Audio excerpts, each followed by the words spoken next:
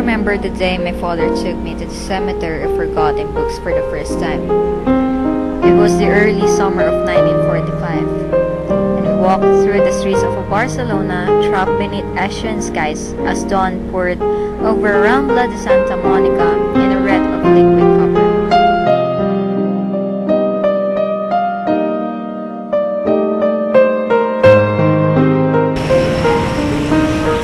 Daniel, don't tell anyone what you're about to see today. Not even Tessie? No one. Not even Mommy? Of course, you can tell her. We keep no secrets from her.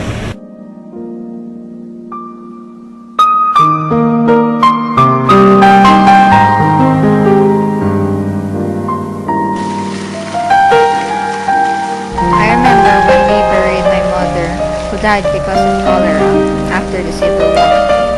It was my 4th birthday. It was raining just like today.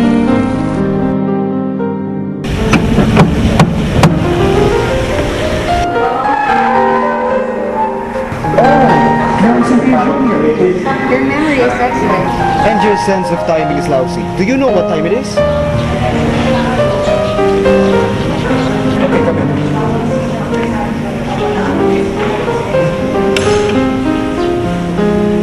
I remember when my father told me, "This is a place of misery, Daniel. A sanctuary. Every book, every volume you see here has a soul. The soul of the person who wrote it and of those who read it and live and dream with it. Every time a book changes hands, every time someone runs his eyes down its pages, its spirit grows and strengthens. This place was already ancient when my father brought me here for the first time, many years ago. Perhaps as old as the city itself when a library disappears, or a bookshop closes down. When a book is consigned to oblivion, those of us who know this place, its guardians, make sure that it gets here. In his place, books no longer remembered by anyone, books that are lost in time.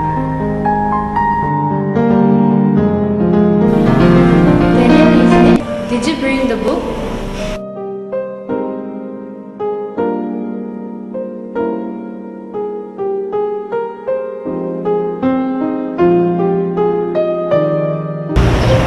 So, what bring you and Frederick Research?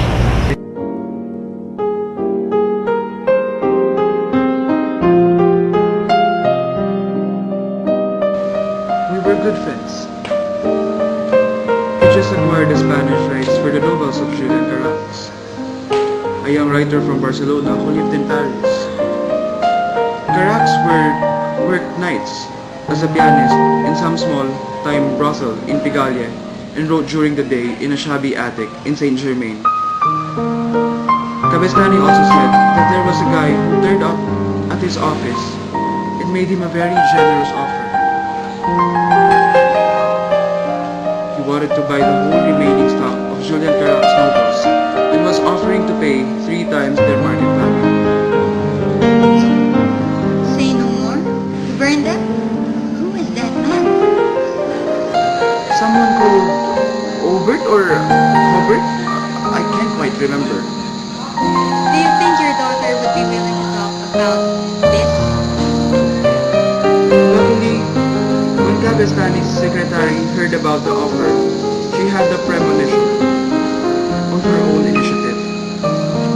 She went to the warehouse and took a copy of each of the Carax titles. She was the one who had corresponded with Carax. Over the years, they had formed a friendship of sorts. Her name was Nuria, and I think she was the only person in the publishing house, probably in all of Barcelona, who had read Carax's novels more than she thinks I do.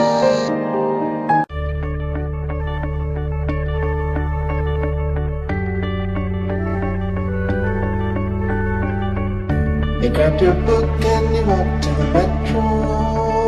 Anticipation's in the air. So Tita Blanca, Cataluna, Barcelona was everywhere. A shadow of the wind, I'm walking in the shadow of the wind.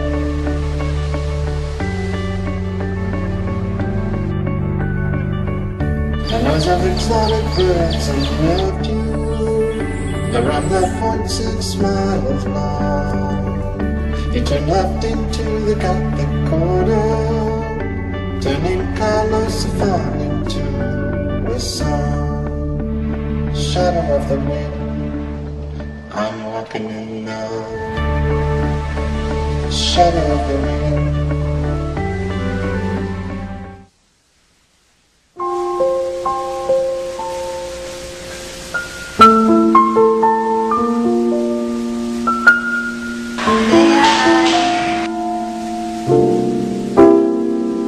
I don't mind really. His family has property out there, a couple of shipyards, and Pablo is going to be in charge of one of them. He's a great talent of leadership. After 10 years, he's still enjoying filming me, don't you, Daniel? Go on then. Don't hold back. It's my fault for thinking that perhaps we could be friends, or pretend to be. But I suppose I'm not as good as my brother. I'm sorry I've wasted your time. Wait, I was wrong.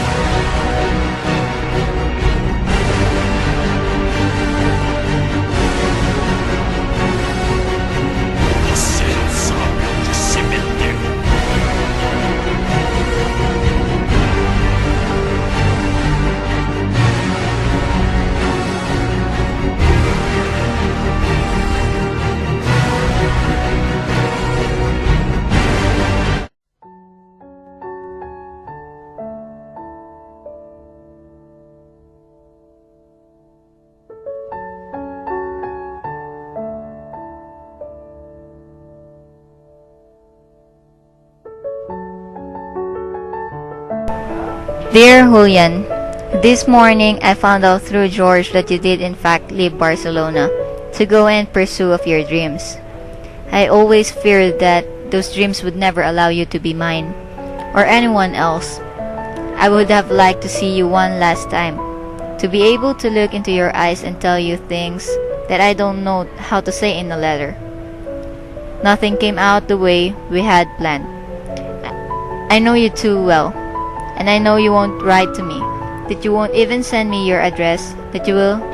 I know you will hate me for not having been there as I had promised, that you will think I failed you, that I didn't have the courage. I have imagined you so many times, alone on the train, convinced that I had betrayed you. Many times I tried to find you through Mikel, but he told me that you didn't want to have anything more to do with me. What lies did they tell you, Julian? What did they say about me? Why did you believe them?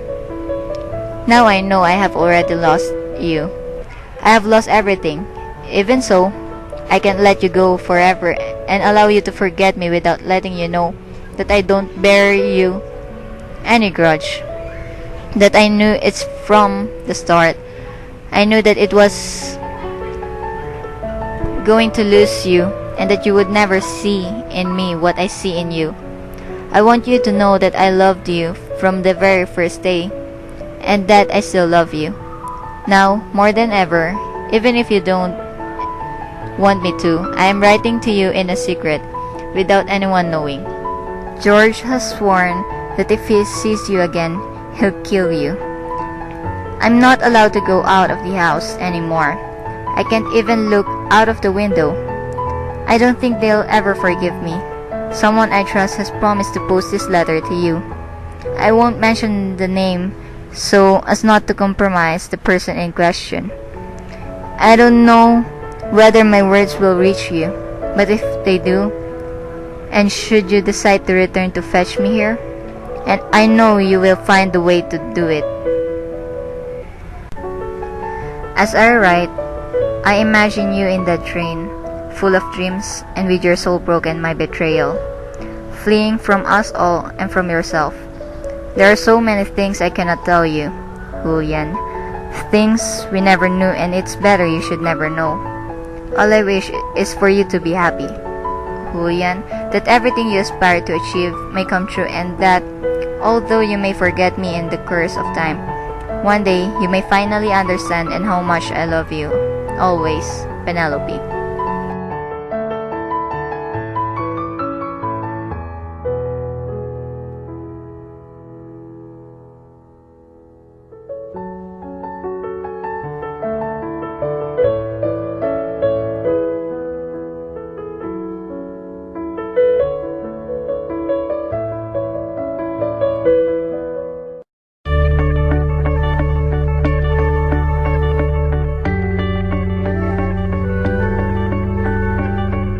You grabbed your book and you walked to the metro. Anticipation's in the air. Saltita Blanca, Cataluna, Barcelona was everywhere. Shadow of the wind, I'm walking in the shadow of the wind.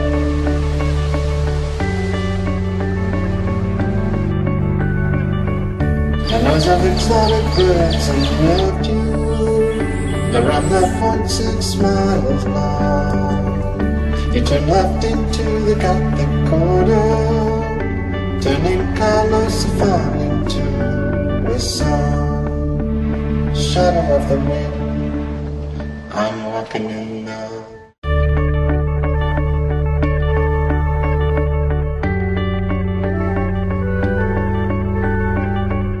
You grabbed your book and you walked to the metro. Anticipation's in the air. Saltita Blanca, Cataluna, Barcelona was everywhere. Shadow of the wind, I'm walking in the shadow of the wind.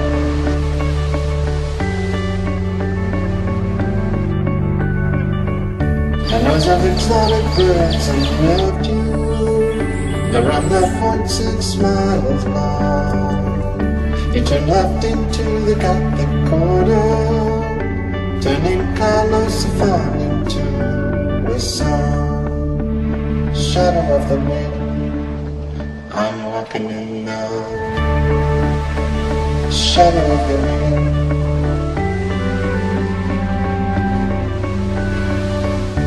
Looking for Lane Cougar and Julian Harris, looking for post-Spanish War Barcelona. It's all still there in the Gothic barrio, but mostly in the early morning. Shadow of the wind, I'm walking in the shadow of the wind.